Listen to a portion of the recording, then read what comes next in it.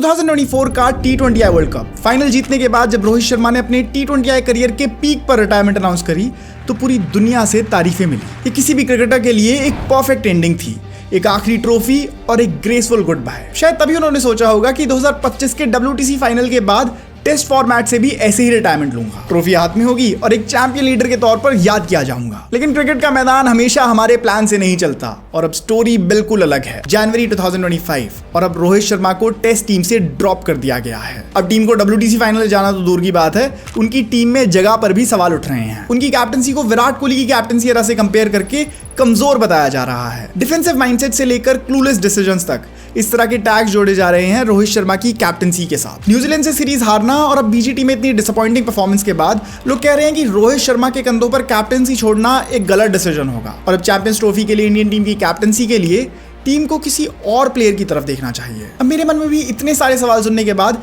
एक ही बात आती है कि क्या रोहित शर्मा वाकई एक फेल्ड कैप्टन है।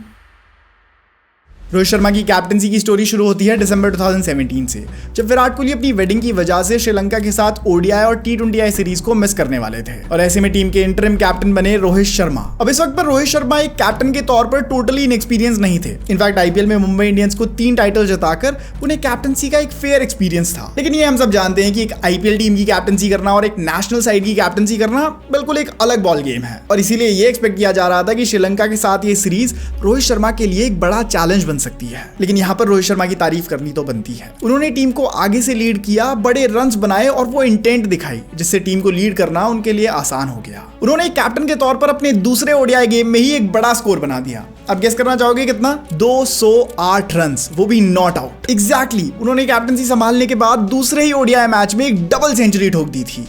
अनइमेजिनेबल। इस ODI सीरीज को रोहित की कैप्टनसी में इंडिया ने 2-1 से जीता। फिर इसके जस्ट बाद श्रीलंका के साथ T20I सीरीज शुरू हुई और उसके दूसरे मैच में रोहित ने एक सेंचुरी ठोक दी और वहां भी एग्जांपल से लीड किया और इस सीरीज को 3-0 से जीता। इसके बाद कुछ और सीरीज के लिए भी रोहित शर्मा ने एक इंटरिम कैप्टन के तौर पर टीम को लीड किया और 2018 में तो इनफैक्ट उनकी कैप्टनसी में इंडियन टीम ने एशिया कप भी जीता। नाउ फास्ट फॉरवर्ड टू 2022, इस टाइम पर विराट कोहली ने इंडियन टीम की कैप्टनसी छोड़ दी और इसकी सबसे बड़ी वजह यही थी कि पिछले 8 सालों में अपनी कैप्टनसी के टेन्योर में विराट कोहली ने इंडियन टीम के लिए एक भी ICC ट्रॉफी नहीं जीती थी और ऐसे में उम्मीद थी कि एक नए कैप्टन को सीन में लाया जाए जो ICC टूर्नामेंट्स में चल रहे इंडियन टीम के ड्रॉट को खत्म कर सके। और इस वक्त पर टीम मैनेजमेंट की नजरें गई रोहित शर्मा की तरफ क्योंकि वही विराट कोहली के बाद इस पोस्ट के लिए सबसे ज्यादा क्वालिफाइड थे। लेकिन रोहित शर्मा की कैप्टनसी के साथ एक बड़ी प्रॉब्लम थी और वो थी रोहित शर्मा की एज। जिसकी रोहित की इस वक्त पर एज 34 थी और जिस एज में प्लेयर्स अपनी रिटायरमेंट की तरफ देख रहे होते हैं उस एज में रोहित शर्मा के कंधों पर कैप्टनसी की जिम्मेदारी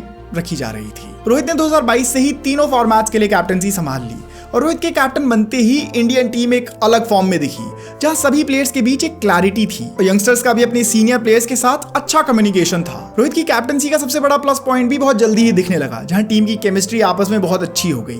पूरी टीम ही रोहित शर्मा के ऊपर बहुत ज्यादा ट्रस्ट करती थी और वो पूरी टीम के लिए एक बिग ब्रदर जैसे बन गए। इसी जहां पे एक तरफ विराट कोहली जैसा कैरेक्टर दूसरी टीममेट्स के लिए बहुत ज्यादा इंटिमिडेटिंग हो सकता है, वहीं पर रोहित शर्मा का चिल एटीट्यूड दूसरे प्लेयर्स के लिए बहुत ही कंफर्टेबल और इनवाइटिंग होता था जहां वो यंगस्टर्स के लिए एक कंफर्टेबल स्पेस बनाते थे जो कि एक यंग प्लेयर के थ्राइव करने के लिए बहुत जरूरी है। और इस सब के ऊपर एक और बड़ा प्लस पॉइंट ये था कि इस पॉइंट पर रोहित शर्मा की परफॉर्मेंस आ रही थी, वो बैट से रन्स बना रहे थे और इसीलिए फैंस का और टीममेट्स का उन पर विश्वास बढ़ने लगा। 2022 में ही कैप्टन के तौर पर उनके लिए एक बड़ा चैलेंज भी आया जब 2022 का T20I वर्ल्ड कप आया और इसमें इंडियन टीम सेमीफाइनल्स तक भी गई जो कि इससे पिछले T20I वर्ल्ड कप में इंडियन टीम की परफॉर्मेंस से काफी बेटर था। जहां तो 2021 के T20I वर्ल्ड कप में इंडियन टीम ग्रुप स्टेज से ही बाहर हो गई थी। इंडियन टीम के लिए चीजें होपफुल लग रही थी और फिर आता है 2023 का ODI वर्ल्ड कप और इस टूर्नामेंट में तो पूरी इंडियन टीम ही एक अलग पीक अनलॉक कर लेती है। इस टूर्नामेंट को इंडियन फैंस तो अक्सर उस 19 नवंबर की बुरी याद के लिए याद करते हैं,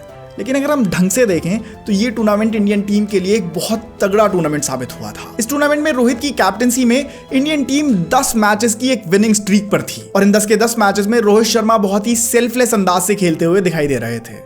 मैं बताता हूं कैसे। देखो, जब 2019 का ODI वर्ल्ड कप हुआ था ना, तब रोहित शर्मा ने एक इंडिविजुअल के तौर पर बहुत बड़ी बड़ी इनिंग्स खेली थी।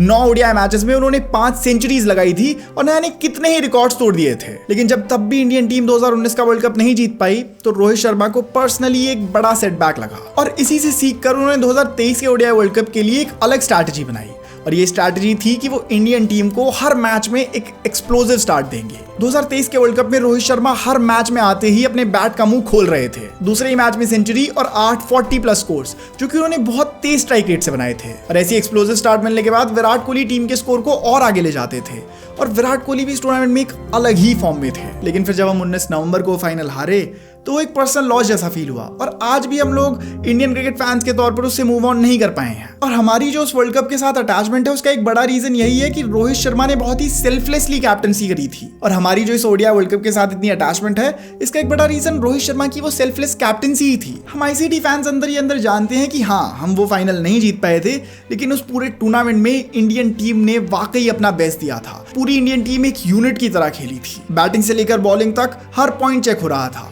और पूरी टीम को ही चैनलाइज कर रहे थे कैप्टन रोहित शर्मा। यहाँ पर इंडियन टीम का ड्रेसिंग रूम भी बहुत हेल्दी था, जहाँ किसी भी पर्टिकुलर प्लेयर के ऊपर इस लॉस का ब्लेम नहीं थोपा जा रहा था। और अब जब इस टूर्नामेंट में हम जीत के इतने करीब आ गए थे तो हमें ये रियलाइज होने लगा था कि यार अगर जीत के इतने करीब आ गए हैं तो जीत भी ज्यादा दूर नहीं हो सकती। और वैसा ही कुछ हुआ 2024 के T20I वर्ल्ड कप में। इस टूर्नामेंट में एक बार फिर रोहित शर्मा टीम को लीड करते हुए दिखे और इंग्लैंड और ऑस्ट्रेलिया के अगेंस्ट मैच विनिंग पारियां खेलकर उन्होंने टीम को फाइनल्स तक पहुंचाया। और फिर क्या, इंडियन टीम ने वर्ल्ड कप जीता और रोहित शर्मा ने वो असाइनमेंट पूरा कर दिया जिसके लिए उन्हें टीम में लाया गया था। और हम कह सकते हैं कि रोहित शर्मा इस टूर्नामेंट के लिए अंडरस्टूड द असाइनमेंट। और फिर क्या, इंडियन टीम ने वर्ल्ड कप जीता और रोहित शर्मा ने वो असाइनमेंट पूरा कर दिया जिसके लिए उन्हें टीम की कैप्टनसी दी गई थी, और वो भी सिर्फ 2 सालों में। पिछले 11 साल से चल रहे उस आईसीसी ट्रॉफी के ड्रॉट को Rohit Sharma led Indian team ने खत्म करा और इंडियन टीम के लिए जीत लिया दूसरा T20I वर्ल्ड कप। ये इंडिया के लिए एक इमोशनल विक्ट्री थी और रोहित शर्मा अपनी T20I करियर के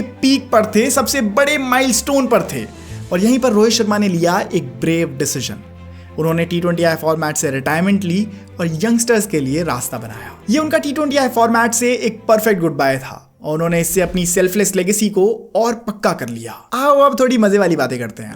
अब देखते हैं कि आखिर रोहित शर्मा का T20I करियर एक कैप्टन के तौर पर कैसा रहा, और ये हम समझेंगे स्टैटिस्टिक्स के जरिए। रोहित शर्मा ने 62 T20I मैचेस खेले जिसमें से 50 इंडियन टीम ने जीते और इस तरह उनकी विनिंग परसेंटेज रही 80%। उन्होंने 2 T20I वर्ल्ड कप्स में कैप्टनसी करी जिसमें से एक उन्होंने जिताया। अब ये स्टैट्स ही काफी हैं बताने के लिए कि उनकी T20I कैप्टनसी कितनी तगड़ी रही है, लेकिन हेटर्स फिर भी उनकी कैप्टनसी पर सवाल उठाते हैं, पता नहीं कैसे। अब मैं इस पिक्चर को और साफ करूं तो आपको बता दूं कि जो रोहित शर्मा की 80% विनिंग परसेंटेज है ना T20I फॉर्मेट में, ये दुनिया की किसी भी कैप्टन के लिए T20I फॉर्मेट में सबसे ज्यादा है। आप खुद सोचो ना यार, उन्होंने अभी तक जितने भी T20I मैचेस में कैप्टनसी करी है उसमें से 80% मैचेस उन्होंने जिताए हैं। This is unimaginable. अब बुरा तब लगता है जब एक T20I वर्ल्ड कप जिताने के सिर्फ 6-7 महीने बाद ही आपको इस तरह की हेट मिले कि लोग आपको PR मशीन बुलाने लगे, लोग आपको टीम से निकालने की मांग करने लगे।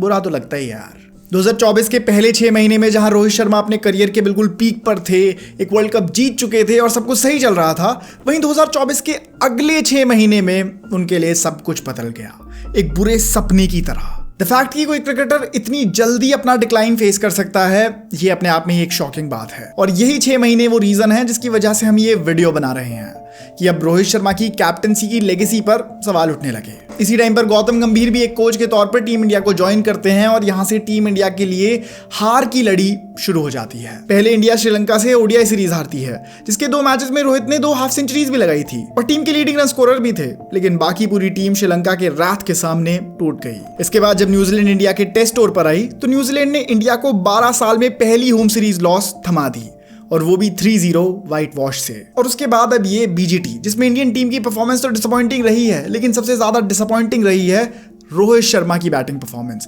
जहां उन्होंने इस पूरी सीरीज में सिर्फ 31 रन बनाए हैं, जबकि उन्होंने अपनी बैटिंग पोजीशन को अकोमोडेट करने के लिए केएल राहुल का बैटिंग ऑर्डर बदला, शुभमन गिल को टीम के बाहर बिठाया, लेकिन फिर भी उनके लिए कुछ भी काम नहीं कर रहा था। और यहीं पर उनकी कैप्टनसी के फ्लॉज भी अब सबको क्लियरली दिख रहे थे। फिर चाहे वो उनकी डिफेंसिव फील्डिंग हो, जहां पर वो कभी भी क्लोज एंड फील्डर्स लगाकर ऑसी बैट्समैन पर प्रेशर नहीं बना रहे थे, या फिर उनके क्लूलेस डिसीजंस कि अगर किसी स्पिनर का ढंग से इस्तेमाल नहीं करना था तो ऑलराउंडर स्पिनर्स को खिलाया ही क्यों। और ऐसे ना जाने कितने ही डिसीजंस जो हमें ये बता रहे थे कि इस फेज में रोहित शर्मा की टेस्ट कैप्टनसी काम नहीं कर रही है। और इसी टाइम पर आया सबसे बड़ा और सबसे शॉकिंग डिसीजन, जिससे मेरे मन में तो रोहित शर्मा की रिस्पेक्ट और ज्यादा बढ़ गई। उन्होंने टेस्ट में अपने आउट ऑफ फॉर्म होने को एक्नॉलेज करते हुए 5th टेस्ट के लिए खुद को रेस्ट दिया और ये जिस ग्रेसफुल नेचर से उन्होंने करा वो काबिले तारीफ है। उन्होंने नेक्स्ट कैप्टन जसप्रीत बुमराह के लिए रास्ता बनाया और खुद सीरीज के बीचों बीच टीम से अलग हो गए, जो कि एक बहुत रेयर चीज है।